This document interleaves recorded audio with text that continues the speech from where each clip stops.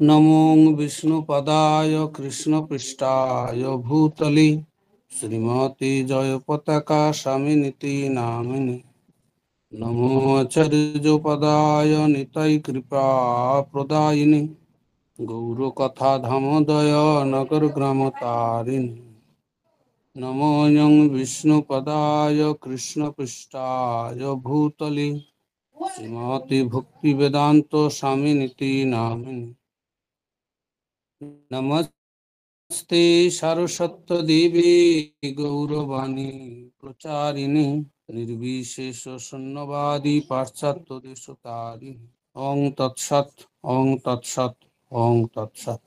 শুধু ভক্তমণ্ডলী সবাইকে জানাই আমি দণ্ডবত প্রণতি নিবেদন। আজকে আমাদের চৈতন্য চরিতামৃত দ্বিতীয় পরিচ্ছেদ শ্লোক নাম্বার ৭১।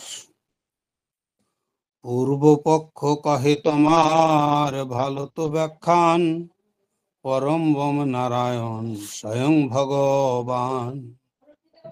এখন বলছে, এখন বিরুদ্ধ পক্ষ হয়তো বলতে পারে সেটি তোমার নিজের ব্যাখ্যা, কিন্তু পরমেশ্বর ভগবান হচ্ছেন নারায়ণ, তিনি পরম ব্রহ্মে বিরাজ করেন। তাহলে আমরা এখানে পেলাম নারায়ণ পরম ব্রহ্মে বিরাজ করেন। তাহলে এইখানে ব্রহ্মা সেটা ব্রহ্ম সংহিতায়ও বলেছেন, প্রধান পরম ব্রহ্ম অন্তরে বিরজা নদী, তস্য পারে ত্রিপাদ ভূতং সনাতনম অমৃতং শাশ্বতম দিব্য মাদি দেব মজম বিভম। তো প্রধান পরম ব্রহ্ম, তাহলে এই জড় জগৎটা হলো আমরা যেখানে আছি এটাকে বলে প্রপঞ্চ উন্মুখ প্রকৃতি। তো এখানে আর একে বলে বোম। আমরা যেখানে অবস্থান করছি জড় জগৎটা হলো বোম। এই বোমের কন্ট্রোল হলো দেবাদিদেব শিব, তাই তাকে বলা হয় বোম বলে। তো এই বোমের কন্ট্রোল উনি করেন। তো এইখানে ক্লিয়ার করে দিচ্ছেন যে পরম বোমে সেখানে নারায়ণ থাকেন। তাহলে পরম বোম হলো ভগবানের ত্রিপাদভূত সনাতন অমৃতং শাশ্বতং দিব্যমাদি দেবমজম বিভম। তাহলে প্রধান হলো পরম বোম, তার মাঝখানে হচ্ছে বলছে বিরজা নদী। বিরজা নদীর এই পারে যা কিছু অনন্ত কোটি ব্রহ্মাণ্ড আছে সব হলো বোম। এই বোমের আধিপতি শিব হলেন ক্ষেত্রপাল, তাই ইনি সমস্ত ক্ষেত্রকে দেখাশোনা করেন। এর মালিক হলেন শিব। তাই ভগবান তাই বলে সাঙ্গ বিশেষ আভাস রূপে প্রকৃতি পর্ষণ, মায়ারূপ বীজ তাতে করলা সমর্পণ। তাহলে ভগবান এখানে শুধু দৃষ্টির মাধ্যমেই কাজ করেন, ভগবানের দৃষ্টির মাধ্যমেই কাজ হয়ে যায়। তো এখানে সেই শ্লোকে সেটা বলছে। তাহলে ভগবান যখন প্রকৃতি ক্ষোভিত হয়ে যায়, প্রকৃতি জগৎ যখন ক্ষোভিত হয়ে যায়, তখন প্রকৃতি হলো দুর্গা। তো তো প্রকৃতি রমা দেবী সম্পূর্ণ দায়িত্বে, এবং শম্ভু এবং রমা দেবী। তো যখন ক্ষোভিত হয়ে যায় তখন ভগবান সেই প্রকৃতিকে প্রকৃতির মধ্যে গর্ভ সঞ্চার করেন, কিন্তু প্রকৃতিকে সাঙ্গ বিশেষ আভাস রূপে। উনি প্রকৃতিকে স্পর্শ করেন না, কারণ ভগবান অপ্রাকৃত জগতের, ভগবান হলো অনন্ত কোটি ব্রহ্মাণ্ডের মালিক, আর জড়জগৎ হলো তার বহিরঙ্গা শক্তি। কাজেই জড়জগৎকে দেবীকে উনি স্পর্শ করেন না, উনি দূর থেকে দৃষ্টি করেন। তার যে চোখের থেকে যে জ্যোতি বেরোয় সেই জ্যোতি হলেন শিব, শম্ভু। সেই জ্যোতি হলেন শম্ভু। সেই জ্যোতি শিব রূপে, শিব তখন সেই প্রকৃতিকে সঙ্গ দেন। এই প্রকৃতিকে সঙ্গ দেন, এই প্রকৃতি জগতে তখন জীবের সঞ্চার হয়। তো তাই এখানে বলছে তাহলে এইভাবে হয়ে থাকে। তাহলে এইটা হলো, তাহলে বোঝা গেল এটা বোম। এই বোমের মালিক শিব শম্ভু এবং রমা দেবী। এনাদের আবার বিভিন্ন ডিপার্টমেন্ট করে এনারা এই সমগ্র অনন্ত কোটি ব্রহ্মাণ্ড ভাগ ভাগ হয়ে পরিচালিত হয়। এক এক ব্রহ্মাণ্ডে এক একজন এইভাবে থাকে, তারপর থেকে ব্রাঞ্চ ভাগ হয়। তো ব্রহ্মাণ্ডের সকলকেই কন্ট্রোল করেন নারী সদৃশা, যে সে করেন প্রকৃতি নারী সদৃশা। তো এনাকে কন্ট্রোল করেন, ইনি হলেন দুর্গা দেবী, আর এনাকে কন্ট্রোল করেন শম্ভু। এইভাবে প্রকৃতির গর্ভে সঞ্চার হয়। তো এইখানে আরো বিশেষ করে বলছেন তিনি নারায়ণ। তাহলে পরম বোমে বিরাজ করেন নারায়ণ। নারায়ণ অর্থাৎ হলো যিনি নারে শয়ন করেন। নার মানে নীর মানে জল। তো তাই জলে যিনি শয়ন করেন ইনি হলেন নারায়ণ। আর ব্রজবাসীদের হৃদয়ে ইনি শয়ন করেন, তাই ইনি নারায়ণ। এবং ব্রজ গোপদের সাথে ইনি গোচারণ করেন, সব সময় খেলাধুলা করেন, তাই গোপদের সঙ্গে উনি থাকেন, তাই উনি নারায়ণ। এবং সমগ্র জগতের জীবের হৃদয়ে উনি নিবাস করেন, হৃদয়ে শয়ন করেন, তাই উনি নারায়ণ।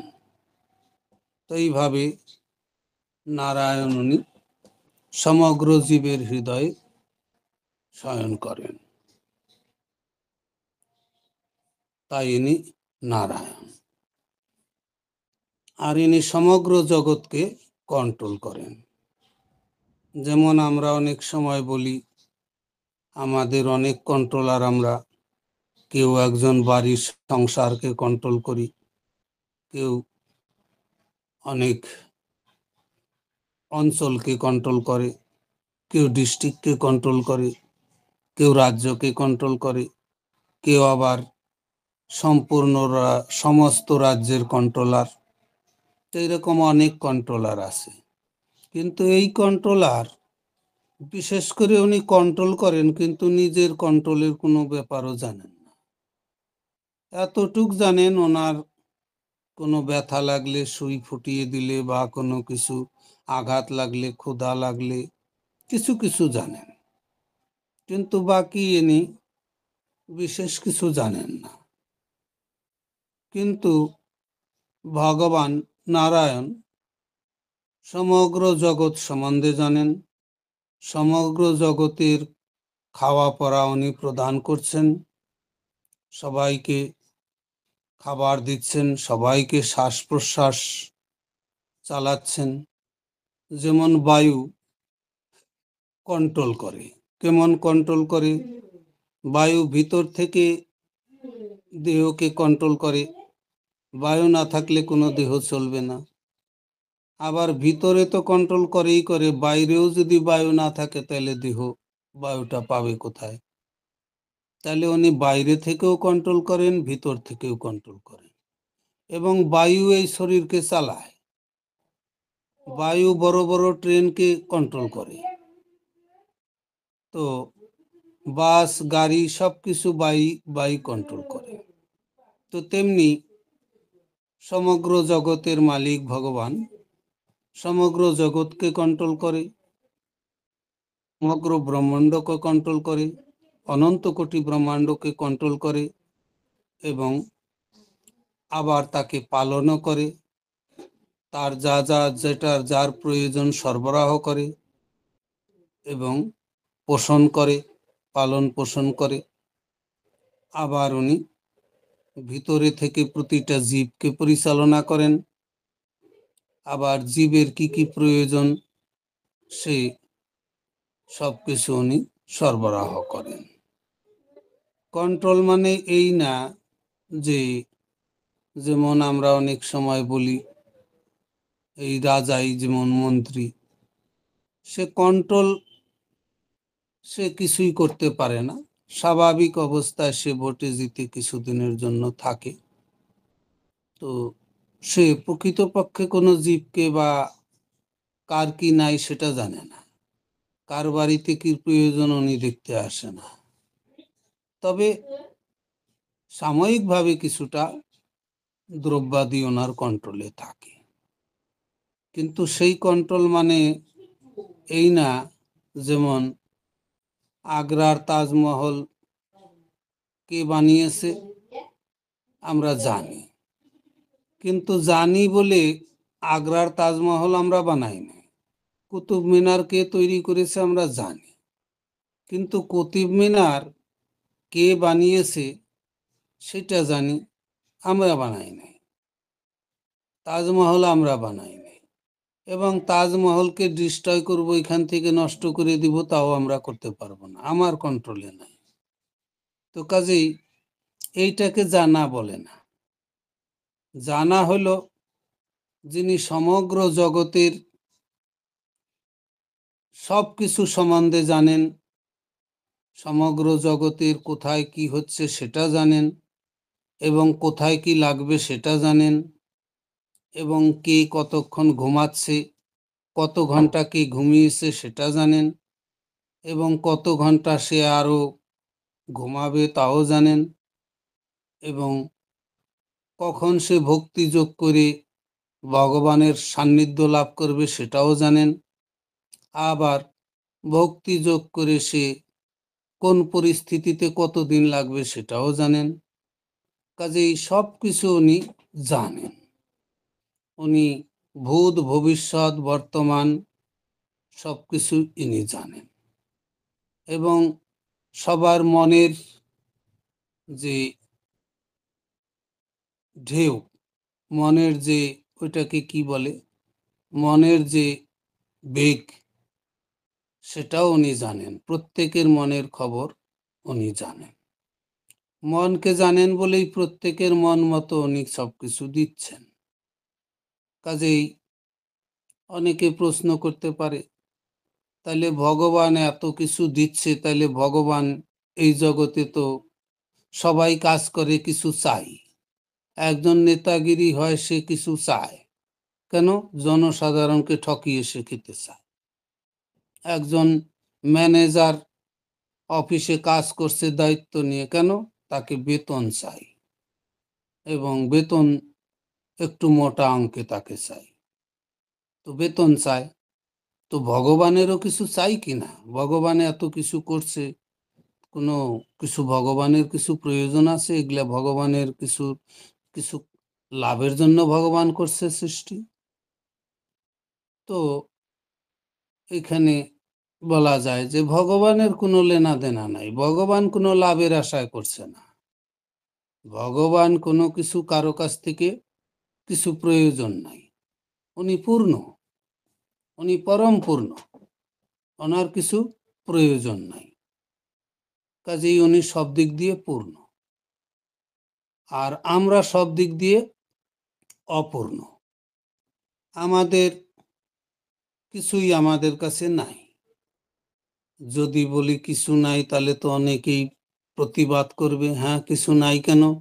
আমাদের বাড়ি আছে, ঘর আছে, ছেলে আছে, পুত্র আছে, বউ বাচ্চা, কত কি আছে, আত্মীয় স্বজন, এবং কত কি সংসারে আছে, গাড়ি বাড়ি, ট্রেন, হাওয়াই জাহাজ, কি নাই?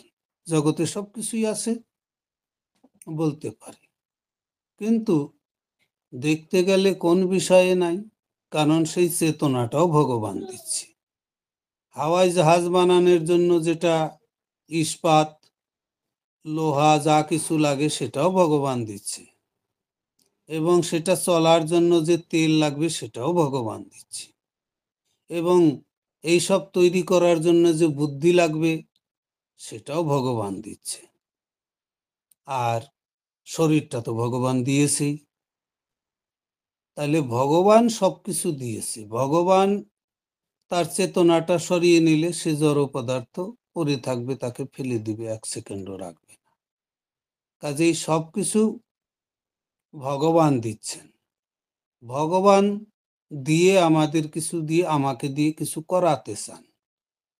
ভগবান কিছু করছেন, উনি চান প্রতি জীবই কিছু না কিছু করুক। করার জন্য বুদ্ধি দিচ্ছে, অনুপ্রেরণা দিচ্ছে, সবকিছুই ভগবান দিচ্ছে। কিন্তু ভগবান এইভাবে সবকিছু দিয়েও উনি বলছেন না যে এগুলা আমি দিচ্ছি, এগুলা সব আমার। কিন্তু আমরা কি বলি, আমাদের যা কিছু পাই সেটাই আমার বলি। আমি রাস্তায় যদি 1 কোটি টাকা রাস্তায় যেই পেলাম গাটরি, তখন ফটাফট উঠিয়ে নিয়ে, কেউ দেখলো কিনা, ফটাফট ভরে নিয়ে বলবো এটা আমার। কিন্তু ভগবান সবকিছু দিয়ে উনি কোনো সময় এর মধ্যে আবদ্ধ নন, উনি মুক্ত। আর আমরা সবকিছুতেই বদ্ধ। তো কাজেই আমরা আবদ্ধ, ভগবান হলো মুক্ত।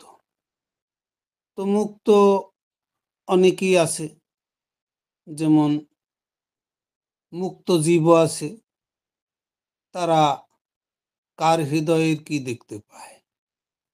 কিন্তু যারা বদ্ধ, তারা নিজে মরার পরে যে কি হবে তাও জানে না, এবং জন্ম নিয়েছে তার আগে কি ছিল তাও জানে না, উনি কোথায় থেকে আসছেন তাও জানেন না, মরার পরে কোথায় যাবেন তাও জানেন না।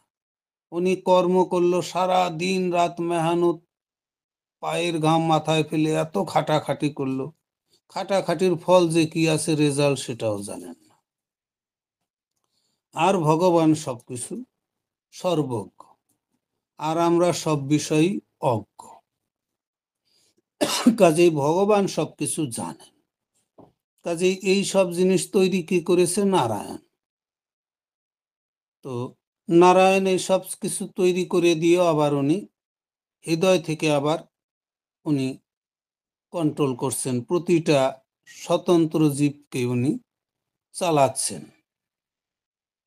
তো এইভাবে, কেমন ভাবে, যেমন একটা ড্রাইভার একটা বিশাল বড় ট্রেনকে চালিয়ে নিয়ে যাচ্ছে, এই না যে ড্রাইভার বাইরে থেকে ধাক্কা দিয়ে চালাচ্ছে, ট্রেনের মধ্যে বসে উনি সম্পূর্ণ ট্রেনকে চালিয়ে নিচ্ছে। তো তেমনি এই নারায়ণ সমস্ত জীবের হৃদয়ে বসে উনি সমস্ত জীবকে চালিয়ে নিচ্ছেন। যে যেখানে যাবে সেখানে তাকে শক্তি, চেতনা দিচ্ছেন, এবং সে মন মতো চলছে। তো এবং তার কি প্রয়োজন সেটাও অনুপ্রেরণা ভগবানই দিচ্ছেন। তো এইভাবে নারায়ণ ইনি বৈকুণ্ঠে থাকেন, তাই বৈকুণ্ঠ হলো পরমবম, এবং দুইভাবে উনি থাকেন। ভগবান কৃষ্ণেরই অংশ নারায়ণ। যেমন হাইকোর্টে একজন জজ, সে যখন বাড়িতে থাকে তখন তার ছেলে মেয়ে ঘাড়ে চড়ে নাচে, তাকে বউ তাকে ধমক দেয়, এটা নাই সেটা নাই, নুন নাই তেল নাই, দৌড়াদৌড়ি করে। তখন সে বউয়ের দাসত্ব করে, ছেলে পেলেরও দাস। তখন দেখে বোঝা যাবে না ইনি ইনি মানে জজ, হাইকোর্টের জজ। তখন দেখে বোঝা যাবে না। ছেলে উঠে, হয়তো মেয়ে, বাচ্চা মেয়ে, ছেলে আছে, তার হাতে কোলে নিয়ে আসে, কোলের মধ্যে পায়খানা করে দিল, তো উনি মলমূত্র পরিষ্কার করছেন। তো এইখানে তাকে দেখে বোঝা যাবে না। যখন সে হাইকোর্টে যাবেন তখন তার পরিবেশ আলাদা, তখন স্ত্রী পুত্র পরিবার কেউ তার কাছে যেতেই পারবে না। তো তেমনি এই নারায়ণ বৈকুণ্ঠে থাকেন। এখানে সাধারণত শান্ত আর শক্করস, শক্করস বলছি, শান্ত আর দাস্যরস। শান্ত রসের ভগবান নারায়ণ মহান, নারায়ণ আমাদের সবকিছু দিচ্ছেন, নারায়ণের কৃপায় আমরা চলছি, এরকম শান্ত রসের ভক্তরা সব সময় তাকে শ্রদ্ধা জ্ঞাপন করছে। আর দাস্যরসের ভক্তরা তার চরণ সেবা করছেন। লক্ষ্মী দেবী, হনুমান আদি তারা সব সময় দাস্যরসের ভক্ত পদ সেবা করছেন।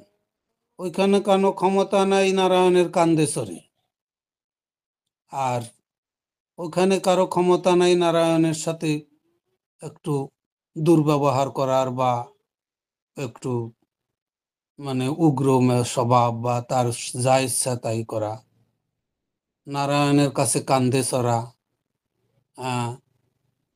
তুমি আমি কি, এরকম কিছু বলতে পারবে না। তার সাথে খেলারও কারো ক্ষমতা নাই।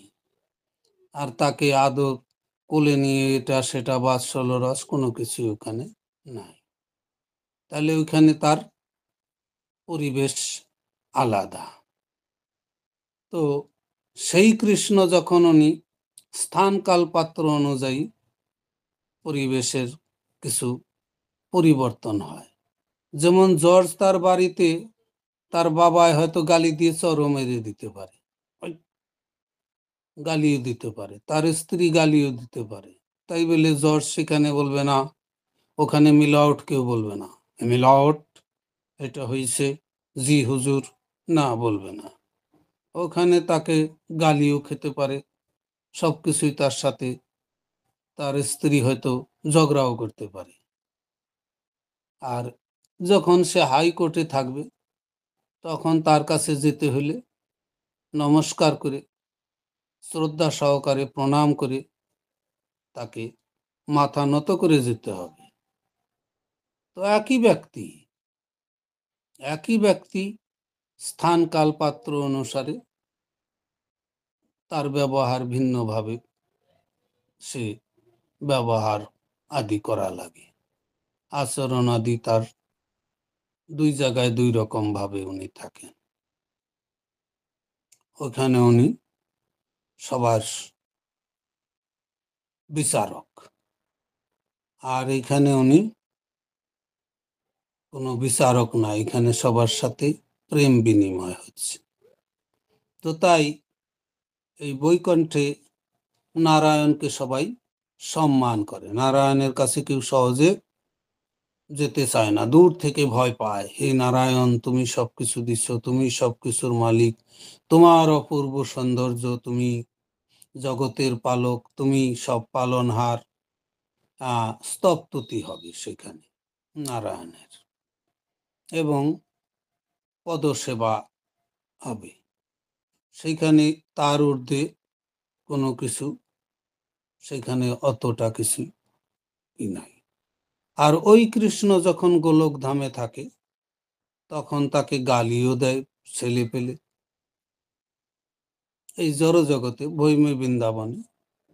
তাই বলে ওই বৃন্দাবনে যেটা লীলা হয় সেখানে মাধুর্য রস এবং সব রসই আছে, তবে এই জড় জগতের মতো না। জড় জগতে যখন আসে তখন কৃষ্ণ সবাইকেই সুযোগ দেন। ওইখানে মধুর রস যদিও পার্মানেন্ট, ওখানে তার মাতা পিতা পার্মানেন্ট, ওখানে উনি জন্মের মাধ্যমে হন না, ওখানে কোলে পিঠে মানুষ করে না মা বাবায়, ওখানে উনি সর্বদাই ভগবান স্বরূপে থাকেন, এবং মা বাবাও থাকে, এবং তার সখা গোপীরাও সেখানে থাকে, সেবা তার করে, এবং লীলাবিলাস হয়। কিন্তু ভৌম বৃন্দাবনের মতো সেখানে কিছুটা অন্যরকম সেখানে। তো ভৌম বৃন্দাবনে যেটা হয় সেটা আমরা বুঝতে পারি, কিন্তু অপ্রাকৃত জগতের লীলাটা আমরা বুঝতে পারি না, ভৌম বৃন্দাবনেরই বুঝতে পারি না। সদ্গুরুর কৃপায় মহান ব্যক্তি যারা সাধু মহান মহাত্মা, তাদের কৃপায় আমরা কিছু কিছু দুই এক পয়েন্ট উপলব্ধি করতে পারি। ভগবানের লীলা তো হৃদয়ঙ্গম করা বড় বড় মুনি ঋষিরাও উপলব্ধি করতে পারে না। তো এইভাবে এখন আমরা প্রবেশ করব পরবর্তী শ্লোক। তেহ আসি কৃষ্ণ রূপে করেন অবতার, এই অর্থ শ্লোকে দেখি কি আর বিচার। তো বলছে সেই নারায়ণ কৃষ্ণ রূপে অবতরণ করেন। আমার মতে সেটি হচ্ছে এই শ্লোকের প্রকৃত অর্থ। তাহলে সুতরাং অন্য আর কোন বিচারের কি প্রয়োজন নেই। তো বলছে অন্য কিছু বিচার করার প্রয়োজন নাই। একই কৃষ্ণ, সে বৈকুণ্ঠে নারায়ণ রূপে আছেন, অনন্ত কোটি বৈকুণ্ঠে উনি নারায়ণ রূপে আছেন, নিজেকে অনন্ত কোটি কোটি রূপে বিস্তার করে আছেন, আর উনি গোলকধামে স্বয়ং কৃষ্ণ স্বরূপে বিরাজ করছেন। তো এইভাবে কৃষ্ণ সবার সখাও সাক্ষরসও আছে, সখাদের সাথেও মিলেন। কেউ তার গলে চললে গালি দিলেও সেটা কৃষ্ণ গ্রহণ করেন, কারণ কৃষ্ণ সর্ব আকর্ষক। উনি খারাপ আচরণ করলেও গ্রহণ করেন, সেটার জন্য উনি কোনো করেন না, মানে কোনো রকম এই বিষয়ে দেরি হবে বলে আমি শর্টকাটে বলতে চাই, তত আটকে যাই। এইভাবে এখানে বলছে যে কৃষ্ণের কাছে যে মুখ্য রস সব কয়টাই পরিপূর্ণ, সেখানে উনি সব রকম ব্যবহারই উনি গ্রহণ করেন। গালিগালাজ দিক তাও উনি গ্রহণ করেন, তাতে উনি অখুশি হন না, এবং কেউ মাথায় চড়ে নাচুক তাতেও খুশি হন না। ওনার কিছু লেনা দেনা নাই, কারণ উনি পূর্ণ। ওনার অপূর্ণ নাই, ওনার কাছে ক্রোধ নাই, ওনার কাছে খারাপ দূর যে আচরণ সেই সব কিছু অপগুণ প্রবেশই করতে পারে না। উনি সমস্ত গুণের অধীশ্বর। তো তাই উনি যে গুণ গ্রহণ করেন, যে যেরকম গুণ ওনার কাছে প্রকট করতে চায় সেই গুণকে উনি আগে করে দেন। তো এইভাবে তাহলে এই জন্য বলছে এখানে বিচারের কোনো প্রয়োজন নাই। তারে কহে কেনে করো কুতর্কানুমান, শাস্ত্র বিরুদ্ধার্থ কভু না হয় প্রমাণ। তো বলছে তাহলে এই কুতর্ক কাকে বলে? শাস্ত্র বিরুদ্ধ যেসব কথা তাকে বলে কুতর্ক। যেমন অনেক সময় অনেকে তর্ক করি, আরে আপনারা মৃদঙ্গ বাজান, ওইটাও তো চামড়ার। আমাদের আপনারা নিয়ম করেন চামড়া অশুদ্ধ, স্নান করতে হবে চামড়া স্পর্শ করলে, আবার আপনারা মৃদঙ্গ বাজাচ্ছেন, সেই চামড়া হাতে ডলছেন, সেটা আপনাদেরই হয় না। আপনার হাড্ডিকে অশুচি মনে করেন আর ঘৃণা করেন, আবার মরা হাড্ডি আপনারা ফু দিতে থাকেন। তো এইরকম যেটাকে বলছে, কে বলছে কুসংস্কার। এইরকম অনেক আছে, সময় কম বলে এখন আমি শর্টকাটে যাব। তো এগুলাকে বলে কুসংস্কার, কারণ বেদে যেটা আছে, শাস্ত্রে যেটা আছে, সেটা হলো প্রকৃত ভগবানের আইন। আর যা আমরা মনে মনে যেটা ভাবি, আমাদের বিবেক বুদ্ধি দিয়ে যেটা চিন্তা করি, সব কিছুই ভুল। কারণ বিবেক বুদ্ধিতেই জড়জগতি, এই জড়জগতের বুদ্ধি মন সব জড়জগতের, আর অপ্রাকৃত জগৎকে সে উপলব্ধি করার তাদের কোনো ক্ষমতা নাই। কিন্তু এইভাবে এটাকে বলে কুসংস্কার। তো তার পরবর্তী শ্লোক, অনুবাদ অনুক্তা তু ন বিধেয়ম উদিরয়েত নহি আলব্ধ আস্পাদম কিঞ্চিৎ কুত্রচিৎ প্রতিতিষ্ঠতি। এখানে বলছে উদ্দেশ্যের আগে বিধিও উল্লেখ করা উচিত নয়, কেননা তার ফলে সেই বাক্যের আশ্রয় থাকে না এবং তাই তার প্রতিষ্ঠা হয় না। এটা খুব সুন্দর কথা বলেছে যে বিধিও যেমন একজন পণ্ডিত ব্যক্তি, তাকে যদি আমরা বলি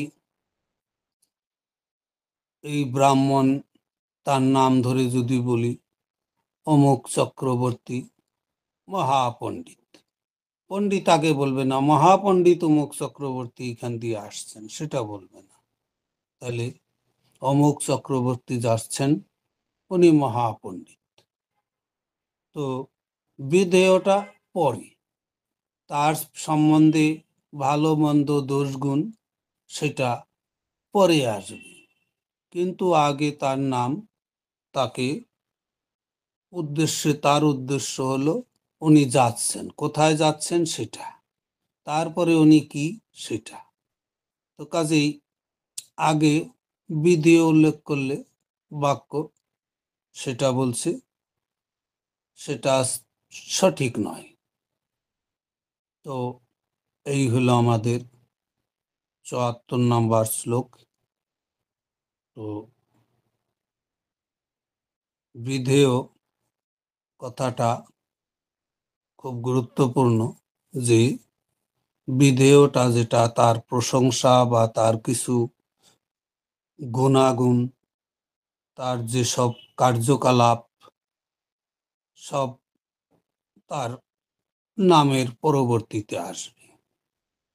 তার নামটা, তার ব্যক্তি কোথায় যাচ্ছে সেটা, উনি কি করছেন সেটা পরে আসবে, আগে ওনার প্রেজেন্ট যেটা সেটা হবে।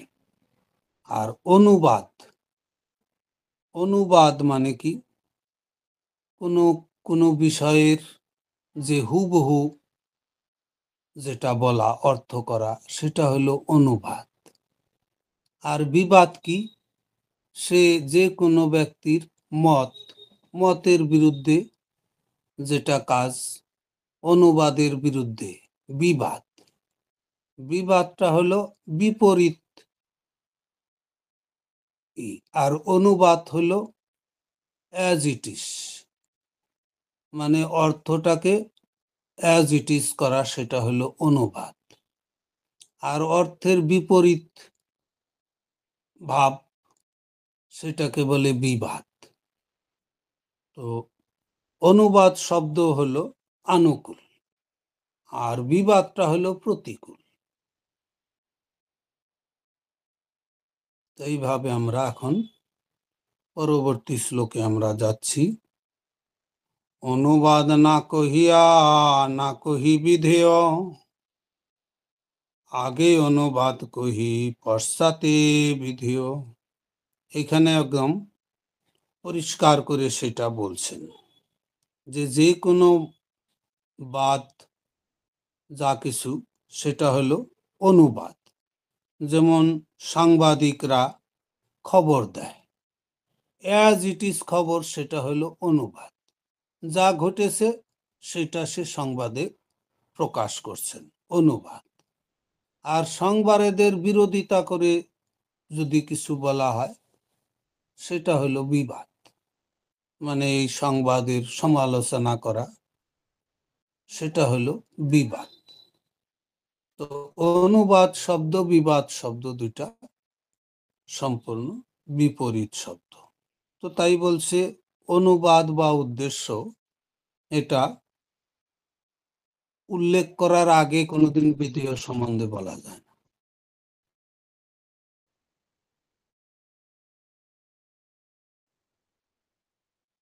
যেমন এই ব্যক্তি অমুক আসছেন, ইনি ভালো ভাগবত পাঠক।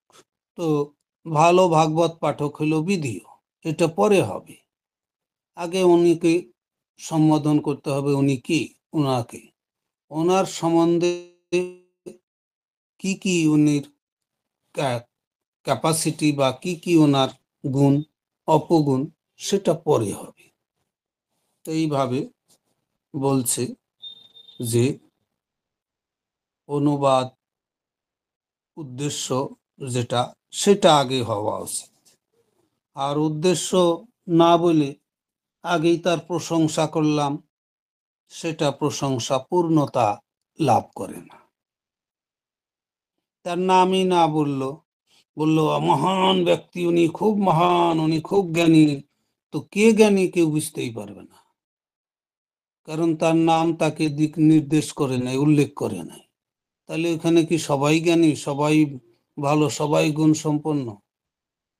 তাহলে সারা সবার লোক মনে করবে সবাইকে সম্মান করছে, তো আসল ব্যক্তি সম্বন্ধে কোনো প্রশংসাই হলো না, ওই প্রশংসার কোনো মূল্য থাকলো না।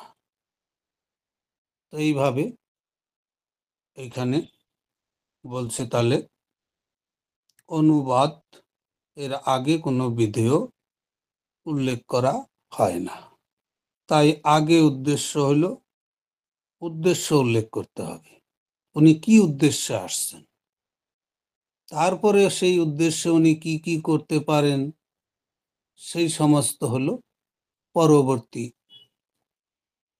অধ্যায়, পরে সেগুলা বলতে হবে। তাই এইভাবে এখানে বিশ্লেষণ করছেন। তবে আমাদের সময় হয়ে